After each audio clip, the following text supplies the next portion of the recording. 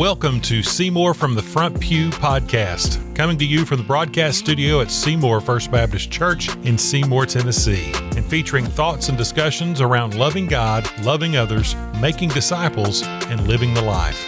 I am your host, Tiger Brooks, and now, on to the podcast.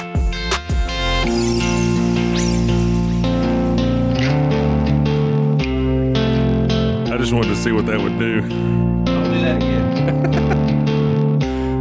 About blow my eardrums out. Seems like every time we get in here, our ears are set differently than when the last time we were in here, and we start switching them up. Man. That happens in worship ministry almost every Wednesday night and Sunday morning. Yeah. And it's maddening. Everybody's got to reset everything. It's like you Yes. just Homeschool, can't right? recall the last I setting. don't know what it is. It's just like the little demon that lives underneath our stage sometimes. But man, when you put those, this for anybody who's not in worship ministry, we listen through those in-ear monitors, and I mean, pretty much want it to sound the same every time. You're going for a very specific thing, and I don't know. Yeah. Little Leroy the demon goes after it. Leroy. All right, we welcome you in to our madness here on Seymour from the Front Pew. We left last episode. We never got to the third topic that we were going to get to. We talked about, activities throughout the summer since the last time that we had a podcast. We touched on the Olympics and kind of had fun with that as to what what we would like to do were we to be involved with the Olympics. So if you didn't listen to that, we had some fun with that. You might want to go back there and listen to that. But so we're going to pick up on the third topic that we did not get to, and that has to do with getting back into church rhythms post summer. And I mentioned last time that we for those of you who don't have the ability to see on our YouTube page, somewhere along the way, these tiny little pigs got placed on our recording table, and now Austin and the rest of the fellas are just putting them in awkward positions all over the table. And so anyway, we're having a good time. Nice. So we're going to talk about kind of how you get back into church rhythm. And you may wonder what that's all about. Generally speaking, and I said this at some point last time, we follow a school schedule because all of our families have kids that are either homeschooled or in school, and there's some semblance of calendaring that goes along with that, and we tend to follow that. Our summer schedule looks different than our fall and spring schedule and winter schedule, and so. And I would even say for us at First Baptist, that's by design. I mean, there's intentionality with that. We talked about that from the beginning with our Wednesday nights that we're following a school schedule, and one of those one of those driving factors is that we want to be family friendly, and every family, even no matter where their kids are, they're somewhat driven by a school schedule. And so the fall feels like the beginning of a new year a lot of ways, because it's a new school year and you're finding new rhythms. You've got different drop-off lines and all those types of things, right? And so all of that, it can, if you don't know, I guess, in the life of our church, it could feel like those are unintentional, but they're really there's a lot of that's been very thought through for our end and why we do those types of things. But it does mean that as you're finding new rhythms with your family, we are also trying to figure that out within the life of our church. Right. We want to leverage that for the church's benefit and for the benefit of our families. And, for instance, typically, if we weren't not in a series of Acts, we've been in Acts for some time now. Obviously, Acts, a large book of the Bible, lots of things happen in Acts, and it's taken us a while to get there. And so normally, if we were not in a series like that, we would think seriously about what we do in the summer, because summer's very transient. People are coming and going. We've got vacation goers, and we've got a whole section of kids that are not even here in the summer that because of where we are and the relationship we have with some of the TKA kids. There's 40 kids that aren't here in the summertime. And so it affects the way that we plan sermons. Like in the years past, I've done like Psalms where you can do just one-off sermons and they don't build on each other. And it doesn't, you can go back and listen if you miss, but it's not like you miss something and, you're out of it if you weren't here one week. And so it affects everything we do and affects our planning. We don't do a lot of planning because we don't want to do things that a lot of people are going to miss. And so we kind of save that for when we get back into the rhythm of a school year. And so here we are. We are in that. And I thought we would sort of just reflect around the table regarding our specific ministry areas and what that specifically means to each of our areas of ministry, how we can engage with our community, how we can engage our congregation and the community at large with a lot of the things that we want to do. And so, eeny, meeny, miny, mo, why don't we talk with Austin first about sitting here thinking, worship? I hope that somebody else goes first so I can think of something. No, I think we can all help you talk through this because, you've already done some things because you're planning for Christmas. You're in a full-on, Christmas mode. It's like Amen. Jesus at the beginning of the book of Matthew or Mark, with his eyes toward Jerusalem. He knows what he's doing.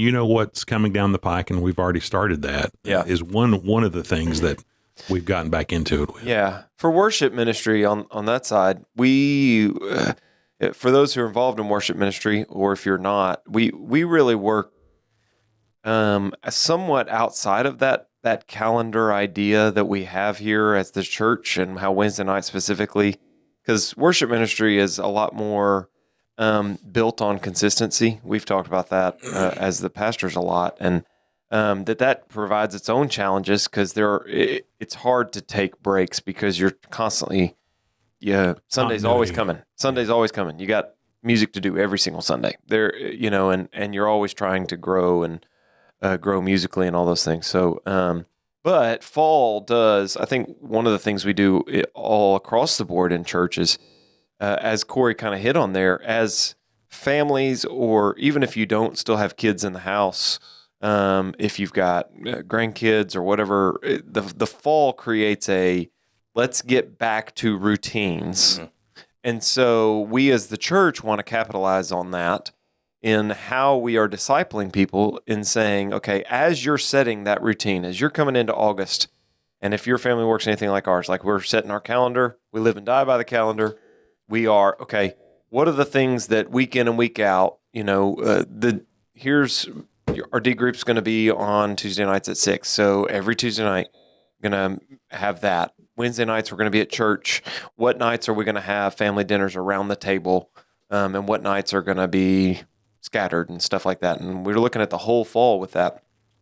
So I think, again, going back to us as the church, are trying to say, hey, as you're setting that fall schedule and reevaluating your family calendar, we'd encourage you to look at how you're serving the local church in that weekly calendar for your family. And so for us in worship ministry, it does involve obviously our Wednesday night rehearsals, and trying to encourage, if you're not already involved in choir, or maybe you've been out for the summer, because it's really easy to get out of the routine of being in worship ministry rehearsals, then maybe make that commitment to be back.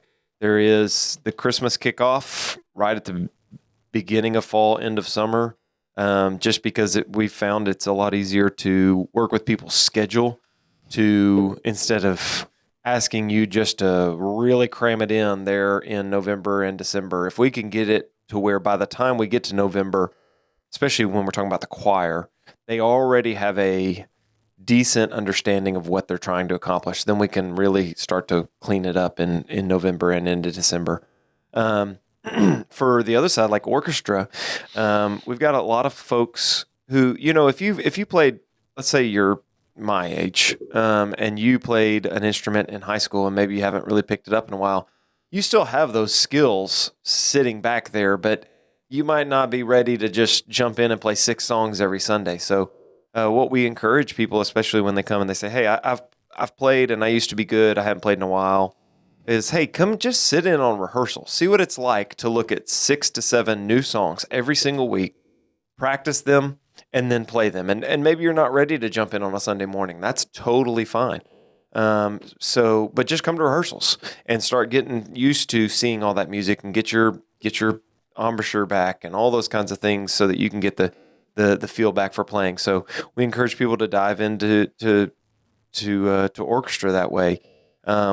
We've been blessed with a lot of really talented musicians, and so we're given the ability during summer to kind of somewhat not have to rehearse as much, but we are a lot better musically when we do rehearse. And so getting back into that normal routine of rehearsals and knocking all that out all kind of helps build. And in that, you go back to, you kind of opened it up talking about community. I think one of the things we do well in the worship ministry here at SFBC is an understanding of community. And it's not just work, sing the song, play the song, do the song. It's an understanding of really what our goals are in leading in worship and building community together. And those who are in my area of ministry will hear me talk over and over again about it is important what we sing. It's important how we sing. It's important to do well. But some of my greatest memories of how worship happened is more about the people that you're with. And so it's important for us to do life together and to enjoy each other, and then let our worship be corporate that way in how we lead. Well, and community is often about give and take. And even what you described is worship ministry gives along the way with some of this, because there is a give and take, and it hits other ministries more in other places or whatever else. But if we want that family-oriented, community-oriented place for everyone, but on a schedule that will work and is healthy, that's what we are trying to find the balance of regularly. And so, and worship ministry is a great example of that. And so, really excited about what's going on there. And I think, again, I point to the orchestra. I don't play in the orchestra. Everywhere, every church that I've ever gone to in ministry, since I was at my full-time ministry, we have started an orchestra while I've been there. And I say start, we didn't really start here, but it was basically not existing, and we brought it back or whatever else, has been to see the people that get tied back to it. My last church, we had a 60-year-old man, hadn't played in years. I mean, probably 20 years, that got back into playing. And the skill set was there. It took him a little while to get there. And so would encourage you, if God lays it on your heart, that there's a way for you to get involved in that and to explore that with Austin. So, and I think that, just to chase that bunny rabbit for another minute, because I didn't talk enough a minute ago, is I think one of our vision and our approach to worship ministry, why I would, it's a whole nother podcast episode, but why we do what we do and the way we do it. Why do we have a choir? Why do we have an orchestra? A lot of churches, and I'm not throwing stones at them at all, but a lot of churches go with this model of let's pull the 5 to 10 most talented, most polished musicians together, and that's who's going to lead worship. And that's really not the model we go after, because I think worship leadership is a good model of the church at large, because it's not that you have to be this incredible saxophone player or whatever. If you played for a while, we want you to use the talent you have to give a gift of worship to the Lord. And so we're going to help you along that road. We're going to help you bring that gift that you have and figure out how to incorporate that in a bigger picture of the entirety of the body and help you grow, but also help you use what you have to minister into other people. And so that's why you don't have to be a great singer to join the choir. You don't have to be an incredible instrumentalist to join the orchestra or the band or any of that. It is, hey, bring what you've got, and then all together we're going to be better together. And that's why we try and encourage people. You don't have to be great at that. Bring what you have, and let us then help you develop that. Yeah. And the thing about kind of expanding on the thought of utilizing more people in terms of the whole picture of worship is, you go from that, again, we're not throwing stones, but you go from that 10 to 12 group of people who are always involved and when you include the bench, if you will, of people who are rotated in to play at different times, different instruments. I mean, we've got 130-ish, fair enough to say, people that are involved on a regular basis. Yeah. Whether they're singing in the choir or playing an instrument. I mean, we've got 5 or 6 people that can play guitar. We've got 3 or 4 people that can play the bass, and we've got kind of that and some of the other instrumentations as well. And so it's not that you're never going to be overburdened. Necessarily. If you are somebody that's interested in that and wanting to use the gifts that God's given you, I'm kind of I'm inspired by that because I'm right now doing my new member merge class, and we're talking about what it means to be a church. Mm-hmm. What's the expectations of church membership, and that is to engage and utilize the gifts God's given you. Yeah, and I think it's been interesting to me. I've just sort of been on the periphery of some of the conversations that you've been able to have with some new people that have been coming to church, and like people coming up and going, "Hey, I play this. Is there a way that I can work?" We're like, yes, and that's an exciting thing to say. Yeah, we don't have to say, "Well, we've got, we're full. Thanks, appreciate you." It's yes, bring what you have. Let's work you in, and I think that's for me, it's a healthy way of doing church. Yeah. And again, not casting aspersions to anybody else, but I think it speaks well of utilizing the totality of the gifts that God's brought to bear. Mm-hmm. All right, let's get the family pastor. What does it look like with kids and students? Because there's a many faceted ways that we've already kind of started becoming engaged more mm-hmm. with schools and with teams and with not only that, but the programming that we have inside the church as well.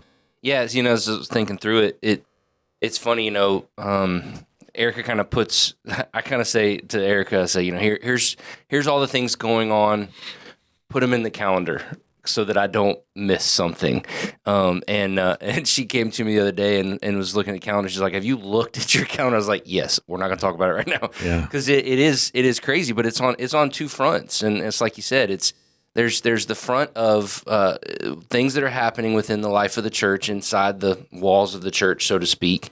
How that's looking as far as, our Wednesday night programming, our Sunday morning stuff from kids and students, and how all that is shaping out, and trying to gear that towards our families and create that environment of discipleship that helps us to grow and continue to worship. And but then there's the second side of that, which is re-engaging, I would say. I think it's new every year. It's not okay, we're going to pick this up and here's where it was last year, here's where when we start to engage our schools, engage our community, engage the sports teams, and we have kids in different sports again. Yeah. They move around into where they are, whether they were in middle school or high school, and so just re-engaging what that looks like is an interesting dynamic that happens, I would say, mostly in the fall. The spring is not quite the same as it is in the fall, because I think you've got a summer break as opposed to a Christmas break is different. Christmas break is just feels, well, it's just a pause for school. And you've got the changing of grades, which leads to, and I would even say, you talk about that re-engaging, and our goal is to be engaged in our schools and our sports and all those things every year. Yeah. But who is in those often dictates what type of in we have, or how much information we get, and all those types of things. And so if your family is involved in any of those, don't ever hesitate to let us know, so that we can, again, try to stay engaged in all those. Yeah. So anyway, I can think about, again, when my boys were playing soccer, it was easy for us to stay connected to the soccer team. And I'm not saying it won't be now that they're done, but I'm just saying, like, it changes. It changes, and there's natural flows that go back and forth with. But we've got connections in other places that we didn't have, and those those kind of re-engaging. And I mean, and, you know, Sean and I being able to engage in FCA in the schools, and that's kind of opening back up in a way that we've not been able to have. And so there's all that happening from kind of two fronts. And I think they're connected. It's not that there's this front and they're disconnected. It's the goal is we're connecting on the community side of things for the purpose of saying, hey, if you don't have a church home, we want you here. Here's the places that we can open doors for you to come and be involved with what is happening within the life of our church. And then I think also it fits into this, but is maybe the biggest overlap of the two is our MVP season kicking off and getting going. And you know, I'm heavily involved in that, as we all are, but coaching two teams and reffing and devotions. And so Saturdays now, starting this coming Saturday, are full blown, and here we go. It's time to go. Yeah. And I love that, because already developing the relationships with the families of my team, both of my teams, the families of folks that I don't know, new folks that I'm getting to know and starting to develop those relationships with. And at the same time of doing that, of staying connected to my own family as it plays into the life of all of this. And so it's, you know, fall is one of those seasons, I think, especially for family ministry. You think about families, you know, even also kind of brought up, and a lot of the conversations that I've had with folks over the last few weeks has been, you know, we're trying to sit down and figure out our calendar. We're trying to sit down and look at what our calendar looks like. This isn't a knock, but rarely do you hear in those conversations, where does church fit into that calendar? Right. It's here's sports, here's this, here's that, here's our family events, here's that. And I think to some element, I don't do this as a almost like a ploy, if you will, but it's you know, I'm going to be involved in those things so that there is continued to be a connection of the life of the church and those things. You know, rather than those things becoming a disconnect from the life of the church, there's ways that we as a church can also speak into those. I mean, even from things like what we're going to be doing. Last year, we did a thing, kind of an extension of our Serve Seymour, which is in the summer. We did an extension of Serve Seymour in the concession stands of our football games, where we're going to take over the concession stands. And part of that is we have so many families involved in band, families involved in football, but we are helping to alleviate some things there to allow the families to enjoy what their kids are doing from band and football. But also we're in the concession stands and being able to connect with folks that we don't have the opportunities to connect with on a regular basis. And just continuing to say, as we do in the Serve Seymour in the summer, we love our community. Hey, that's not just in the summer. We still love our community, and we're going to continue to love our community. You know, and you kind of touched on it for a moment there too. One of the things that's unique for our ministry, especially in the student ministry, is the influx of the dorm students that come in to our student ministry after the summer. And that, again, is changing every year. You never know who you're going to have from where they're going to be. You typically have the regulars that we've had for several years, and but it's re-engaging those relationships. It's building those relationships, and it's trying to say, you know, how do we, you know, I was talking with some leadership at TKA just this past week, and you know, this relationship, to a large degree, the way it has been going here recently, is kind of entering into its third year of that relationship with the dorm students. And I was talking with one of the leadership at TKA and just made the comment that, you know, because of the relationships that we've built with those students, you know, there are a number. I mean, they're all on my heart, but there are a number of those students that I'm like, this is their last year. Mm-hmm. They're graduating, and I, you know, the wanting to see them understand, heightened sense of urgency. There is, and understand and grasp the concept that God loves you. Yeah. And he did something amazing for you when he died on the cross for your sins. And that has, because of that, the way we've even done some of our Wednesday night stuff has kind of revamped a little bit, really to try and focus there while still trying to focus and stay connected in terms of a discipleship for our quote unquote domestic students, if you will. And I think, we're seeing 100 in there on Wednesday nights right now. And so the Lord is continuing to bless and grow that. But we still need, there's still ways that we can continue to grow that. And so I think those are the things that kind of hit me. 23 different nations this year, by the way. Yeah. 23 different nations. I mean, that's pretty. Yeah, it's pretty incredible. amazing. Yeah, you don't see that. Right. Most ministries don't have the privilege to see that, and so it comes with its challenges. Sure. Don't get me wrong. It's definitely got its challenges, but it's also a huge blessing. But all of that is to say, I think that's kind of, you talk about this coming out of the summer into the fall, and what does it look like? It is very much, I think in my mind, where you talk about with worship ministry, it's kind of just a continuation. It feels very much like a stop-start. Yeah. Summer stop, fall starts. Yeah. And because You would feel that more than about anybody. yeah, and I think because it's the way families feel. Right. I think the families feel like, okay, summer has now come to a stop. Fall has now begun. School has now started. Sports have now started, and it's almost like, okay, now we're switching it over to this, and I think that's the way it feels for me in family ministry, and I love that, to be honest. If I'm gonna be real, it's kind of it's all right, time to re-engage in a different way, and I love that it's kind of a shift of the gears a little bit. I would say with that, I mean, like, I think we'd be doing a disservice if we didn't, is that Merge is a lot, or Wednesday night is a lot of what we have talked about, or Jason is talking about, especially with the beginning, because it does kind of take a pause during the summer. New record numbers across the board on Wednesday nights already, just a couple weeks in.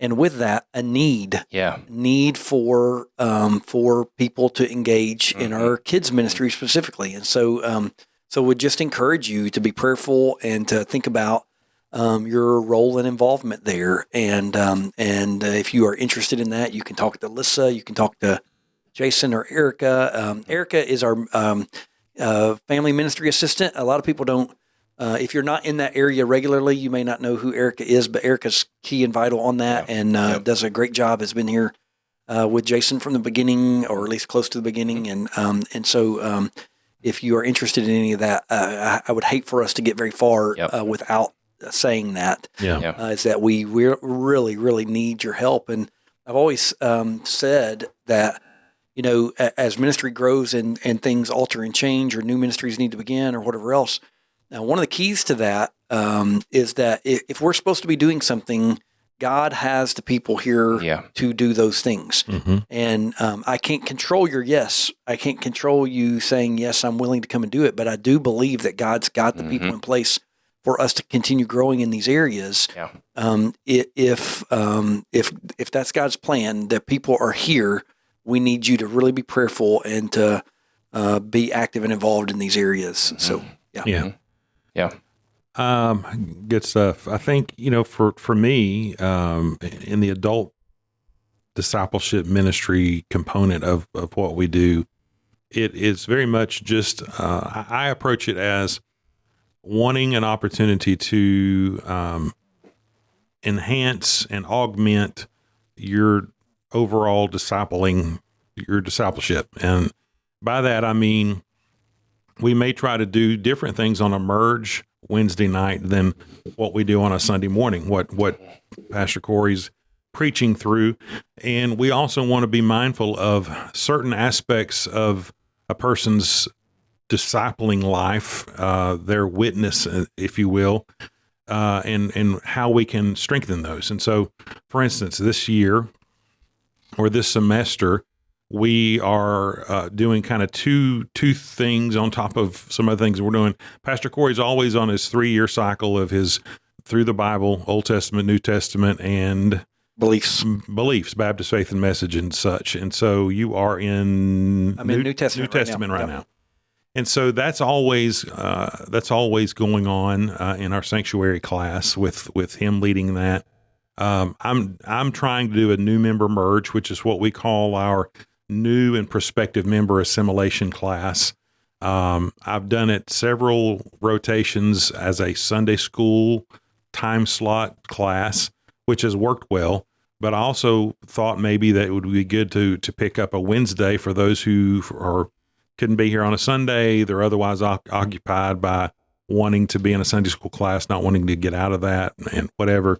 So we've got 12 people in it, which is good. But we also do two things that are one of which is kicking off this week, matter of fact, and it's Financial Peace. Financial Peace University is a financial learning approach that's been around for some time. It comes out of Dave Ramsey Ministries, and it's very well respected. It's very good material just to help anybody, especially young families. Maybe they're starting out and don't have a lot of experience in financial things.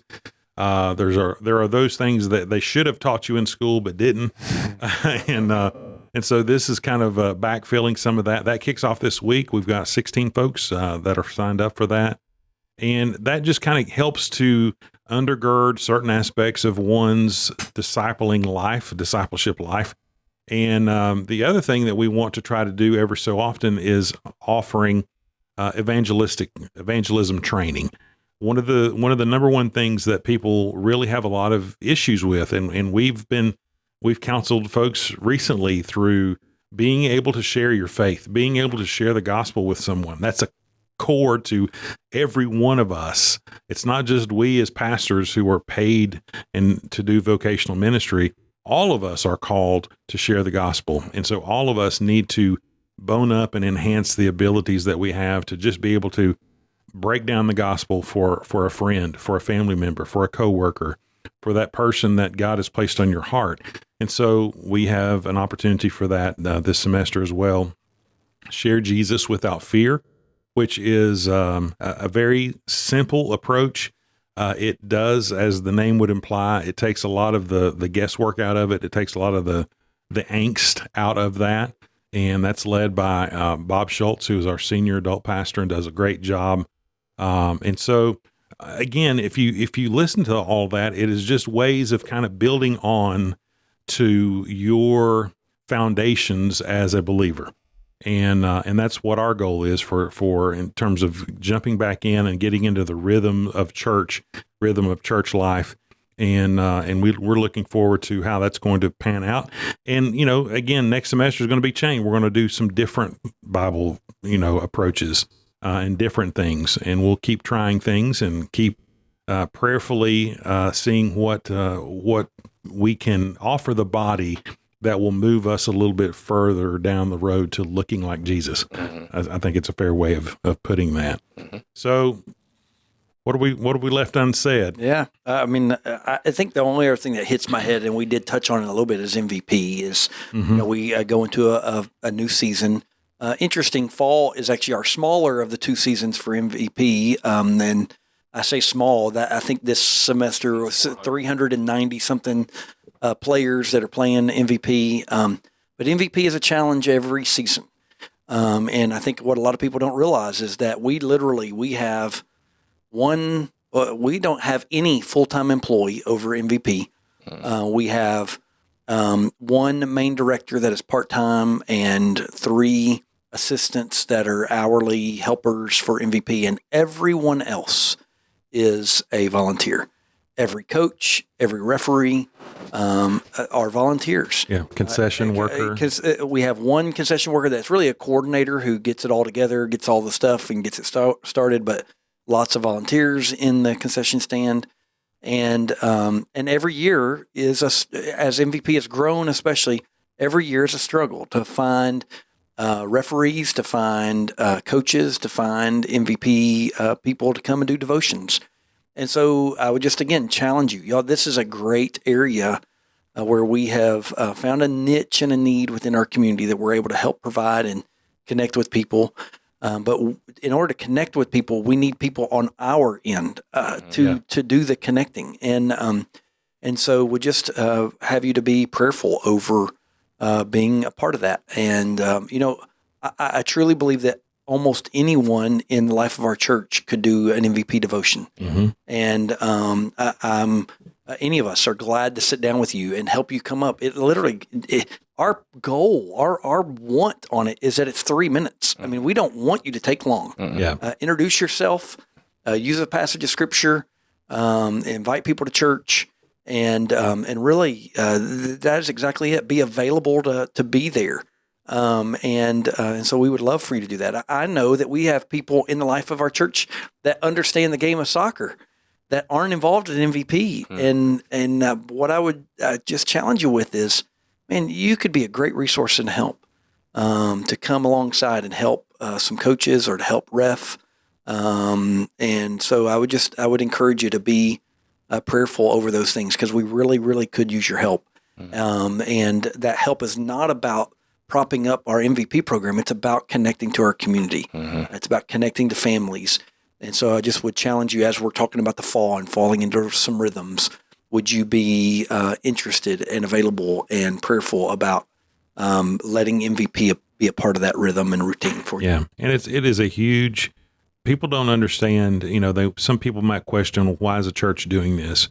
And we've said it a number of times, and I'm going to say it one more time: is that it is a way of loving the community, offering something that is of desperate need in the community, but then being able to share the gospel with people, being able for people to experience what the love of Jesus Christ looks and feels like. And I have a family who is in my new member merge class, who moved here from out of state a couple of years ago, who have started coming to this church because their grandkids were in MVP. And they saw and experienced the love of the people of Seymour First Baptist Church. And they're like, we don't need to visit anywhere else. We're going to come to this church because we see what they're doing. So it's there's lots of value there. And so we would urge you to prayerfully consider jumping in and with both feet and finding your place of service. And we talk about missions. Yeah. And you hear Guatemala, you hear Cincinnati and others as we continue to grow that missions side of our church. But this is the beginning. This is where it starts. I mean, it's the way it's supposed to, that we start here. And I think a lot of times people hear MVP ministry or they hear soccer program or whatever, and they think of it as just another rec league. Yeah. But is it to some degree? Sure, but this is a first step missions, if you will. And I think our hearts is that you have a desire to go to Guatemala, you have a desire to go to Cincinnati, you have a desire to go to others. Here's where you start. Yeah. This is where it feeds as it goes in, because we're to be about all of these areas of missions, not just, the flashy over here. Well, no, this is an area of missions that you should be on an even more regular basis. That I would just kind of speak into that aspect of it. I just had a light bulb moment. You're going to make the Guatemala team all come. I like that. I saw that. Everybody that's signed up for a mission trip is going to sign up for MVP devotions. I like it. Works. Congratulations, Guatemala. Welcome. Yeah. We're leaving in 2.5 weeks. Get your devotion in the next 2 weeks. Yeah. All right, guys. I think that we've wrung everything out of that topic as we can. I think that a lot of good. I think it is worth saying, we speak about this mission or worship, family ministry, discipleship, MVP. It is worth saying that these are not siloed ministries. That's right. That all of this is like, we intentionally are sitting down and how does this all work within itself, with each other, and how are we involved in these other areas of ministry? And I think it's worth saying, and I say that because I've been involved in those siloed ministries, and that is not how we operate. It's not how we want to operate. And I think it's important for folks to realize and recognize that, while Austin's going here, Jason's going there, Tiger's going there, Corey's going there, that doesn't mean that there's not a purposeful unity to the way this is working. And I think to say that, the kind of closing challenge to anybody listening, especially members of our church, is to sit, as you're sitting down looking at the calendar, what are you doing for the church? What are you doing to connect your church, your faith to the other things that you're connected Yep. in, kind of going back to what you said 20 minutes ago. But in the life of the church, how are you serving? Yeah. Are you devoting time in your calendar to serving others in the body, whether that's Wednesday night merge, serving in children's ministry, or what? And because we're not siloed, like if you need to step back from this one area to step into this other area because you think that For a time, that's, then we understand that. I mean, I have had numerous people come to me and be like, "Hey, I really think it's time for me to start working in youth." And I'm gonna step out of choir, and I go, man, that's awesome.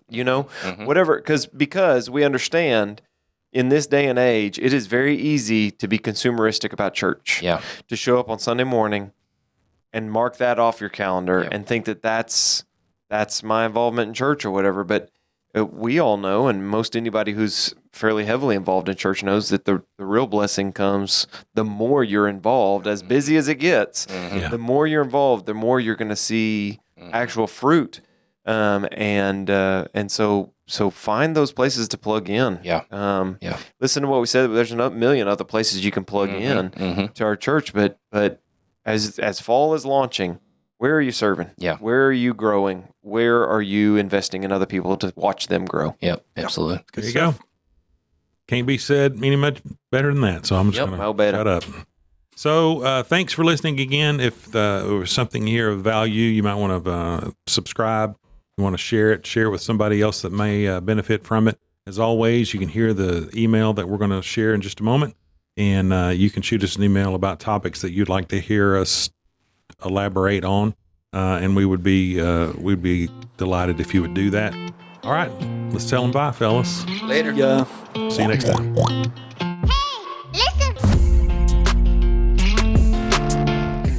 Thank you for listening to Seymour from the Front Pew. Our sole desire for this podcast is to glorify God by educating and encouraging His body.